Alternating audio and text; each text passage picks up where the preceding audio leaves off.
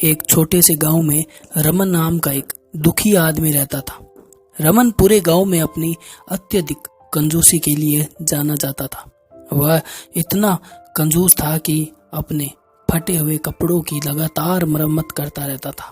कभी भी कम भोजन से अधिक भोजन नहीं खाता था और एक छोटी टूटी फूटी झोपड़ी में रहता था। पैसा और संपत्ति जमा करने के प्रति रमन के जुनून की कोई सीमा नहीं थी।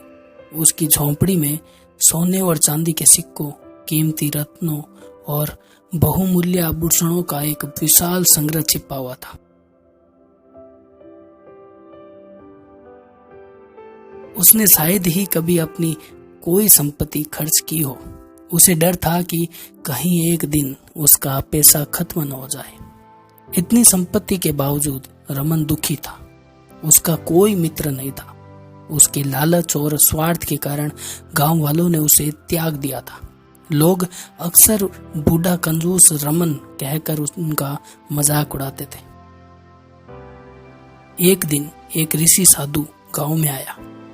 ऋषि अपनी बुद्धिमत्ता और लोगों के दिलों को देखने की क्षमता के लिए जाने जाते थे। ऋषि के आगमन के बारे में सुनकर रमन ने उनसे मिलने का फैसला किया, कुछ जादुई तरीकों से और अधिक धन प्राप्त करने की उम्मीद में।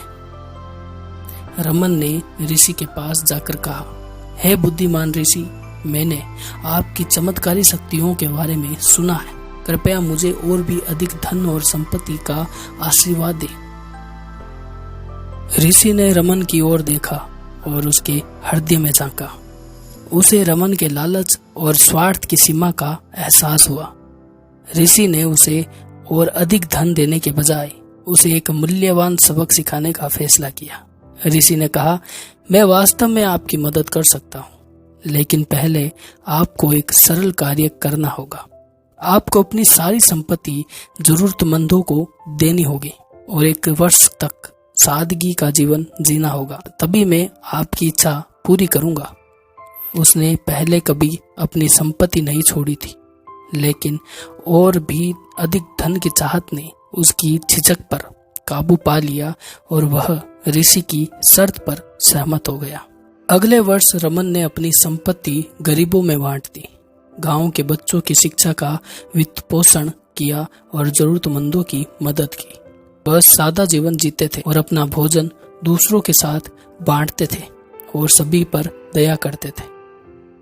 जैसे ही वर्ष समाप्त हुआ, रमन एक बार फिर ऋषि के पास पहुंचे, क्योंकि उनमें गहरा परिवर्तन आ गया था। उन्होंने, हे बुद्धिमान ऋषि, मैंने धन का सही अर्थ सीख लिया। यह धन इकट्ठा करने में नहीं बल्कि दूसरों को बांटने और देखभाल करने में है। मुझे अब और अधिक धन की इच्छा नहीं है। मैं जो बन गया हूँ उसमें संतुष्ट हूँ। ऋषि मुस्कुराए और बोले, तुमने वास्तव में एक मूल्यवान सबक सीखा है। रमन, सच्चा धन आपके दिल की समृद्धि और दूसरों के प्रति आपके द्वारा दिखाई गई दया में निहित है। अब आप वास्तव में धन्य हैं। उस दिन से रमन एक उदार और दयालु व्यक्ति के रूप में जाने लगा। उन्हें दूसरों की मदद करने में सच्ची खुशी मिलने लगी और उनके ऐसे दोस्त थे जो उनकी दयालुता के लिए उनकी प्रशंसा करते थे और उनका सम्मान करते थे।